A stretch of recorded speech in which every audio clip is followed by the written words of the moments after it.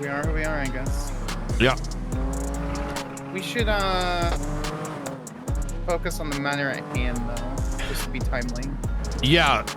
Before tsunami or after tsunami? What are you thinking? What's your time band looking like? I have 3.5 hours. So Okay. I think after tsunami would be good because then we might have more marshals coming in. It lets him have one, you know, and I mean from a point of view where it's like, I don't think any person who has done rampant corruption should have that time, but it gives them one more meeting. Yep. Just like that final thing, so people aren't questioning it. So here is, let me see. I want to bring up the SOPs because I think they should be applied to this. So, in the I actually copy and pasted it in our, because you stated for me to write down the intentions of what we wanted to do before we did it. I copy and pasted the SOPs in that document. It should be in the Pred master document. If you look up index documents as a tag, it should be there. In that document, it should be tagged. I laid out the steps and who we intended to talk to and how we intended to talk to them, etc. I like that. Marshals shall identify the highest ranking officer on duty within the affected agency. Request a meeting and notify the conversation is to be recorded. Present the verbal summary and written investigative report. Yep, which is why I put everything into a report that will look like an incident report, so it's easy to translate. Okay, very good.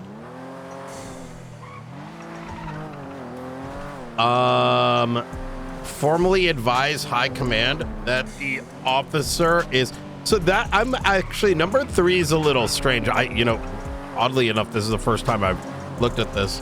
A verbal summary and written, this needs to be clarified. As it per its reading, it sort of infers we should be giving them the actual marshal investigative report, right, pertaining to the incident. And this is kind of where things are a little we do have rough. a marshal report. That's why I wrote a separate report. They don't need to see all of our reports. I put everything into a separate marshal report that will be promoted to an incident report upon arrest. Yeah, so where I'm going with this is I don't think we necessarily should be providing direct evidence to the agency, especially given recent matters, as we are preempting evidence prior to discovery. True. Allowing for, you know, the Webster Dictionary obstruction, or what is colloquially obstruction everywhere outside of San Andreas. Right. My apologies. No, you're good. You're good. You good, bro? Yeah, I'm good. Right. Yeah, good luck. Good luck.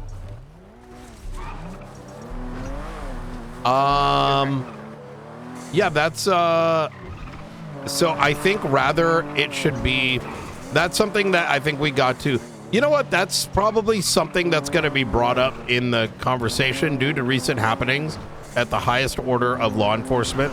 It is incumbent on San Andreas State Marshals to make a determination as to what level of like visibility will be provided. Like, we should, at the very minimum, if someone has pending criminal charges, provide some of the criminal charges that we have probable cause for. That is just what we should do. So today, I planned on only giving him the assault and battery, the unlawful imprisonment, and the criminal threats charges, because those are beyond a reasonable doubt. I love it. And I'll say pending other charges, which will be found out on the docket. Absolutely. So, I like that a lot.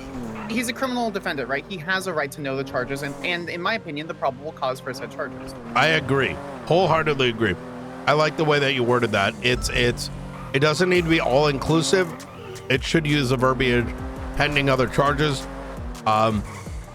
Especially as it then, it's more, I don't talk to Ruth about this, or we can alter this ourselves later, but that specific line, summary and written investigative report, it should just be, we know what it means, but it should be clear in these SOPs that it may not be all encompassing. Correct. I mean, we could easily state something like at least the probable cause for any criminal charges, or a written summary report prior to apprehension or suspension. Yeah. To a reason as to why their suspension is necessary.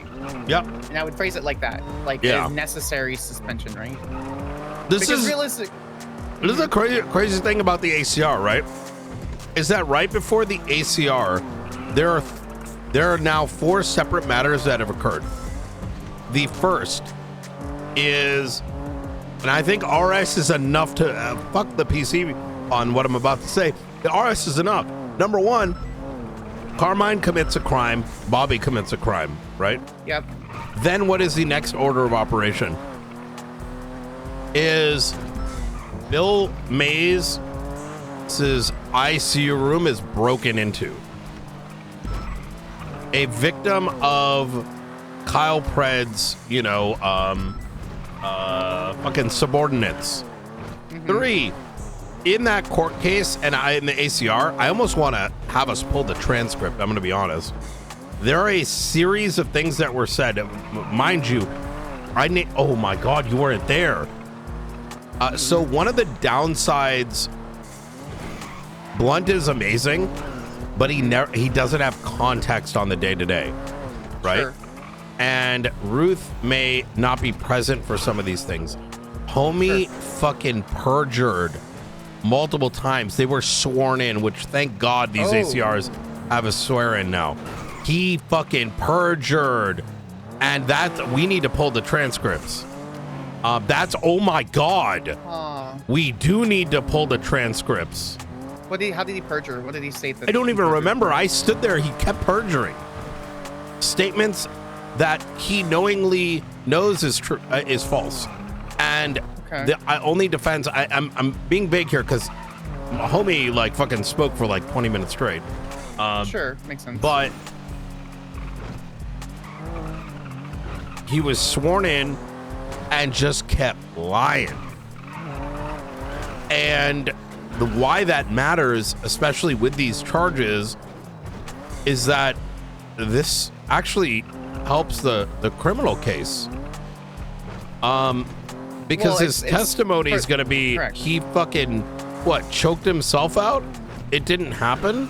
No, fuck that shit. The guy's a fucking liar, right? I mean, sure. But then we have doctor's report, and the doctor's going to say, I'm presuming that because it's easy enough question, right, Director? It's describe the nature of the injury. Okay, so in your professional opinion, just to summarize, it appears as though he was physically assaulted, correct? That's a leading question, but let's see if they figured it out. I could rephrase it, doesn't matter. It'd be like, okay, and what angle, what was the assault? Is there any capacity, for any reason, in your medical professional opinion, as a resident doctor, the second highest in the San Andreas Medical Group, this could be self-inflicted? So you're saying, based on the angle and the injuries, that this was done from an outside force? Easy enough. I believe you have it in the bag, but rather elevating even beyond, like, if I guess I'm getting at is, I feel like the perjury in the grander scheme of things may be important to look at. But in that ACR, he actually brought up, and we were kind of annoyed by this. He was allowed to bring up things pertaining to this court case. He even brought Carmine in as a witness. I did see that on the docket. And some aspects of this ongoing case were brought up. Some of which could be, and I believe might be, exculpatory.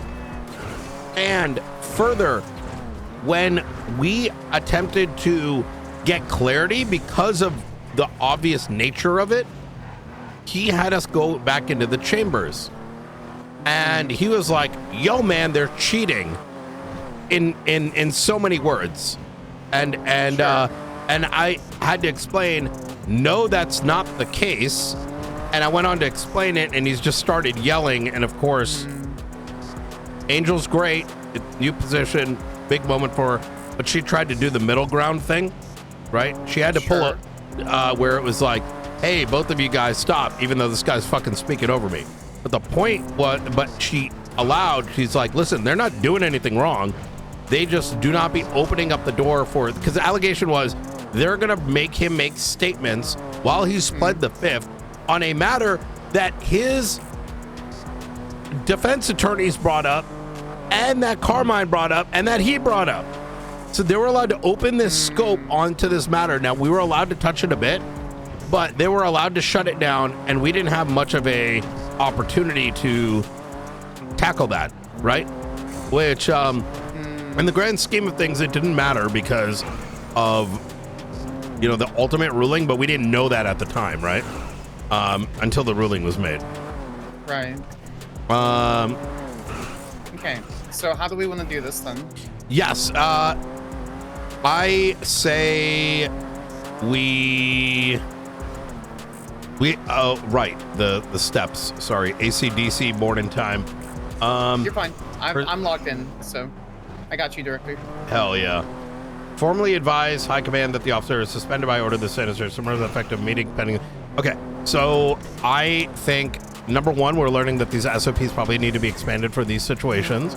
But the second thing is, let us bring neutral marshals in, number one. Number two, I think we formally meet Pred. Okay.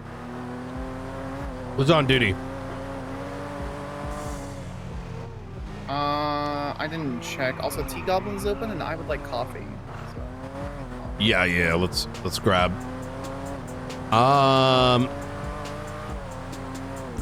Wait. Oh, I saw Veronica twat Tea Goblins, and I'm like, wait. That's the name of her restaurant. Yeah, I got really confused. It's a really good name for a really good tea shop. I think we should be bringing all the marshals. I think number one, I think additional SASM witnesses is good. Secondly, I think similar to the manner by which we should be bringing Cohen Riker. Should be a witness. So I want you to feel free to shoot this down, right? Riker this is actually his case initially with the you know, this all starts with the mines, right? But I'm actually thinking that's actually not a good idea now that I say it out loud. I would agree that it's a bad idea. I think we need to have people unassociated with this. And well, Daisy Dukakis, the highest ranking member of a different police force, as a neutral witness. I think Daisy is a good choice. I think she's strong enough where she'll call shit out no matter which department. Yeah, agreed. I'm gonna just give her a call real quick and see if she's available. Okay. Hey, are you available in the next like 2 hours? Yeah, I will be. Next hour. Okay. Yeah, it's probably gonna be within the next hour, but you know, I'm saying 2 hours as a just in case. Okay. This is your ears only. You are the highest ranking member of the BCSO.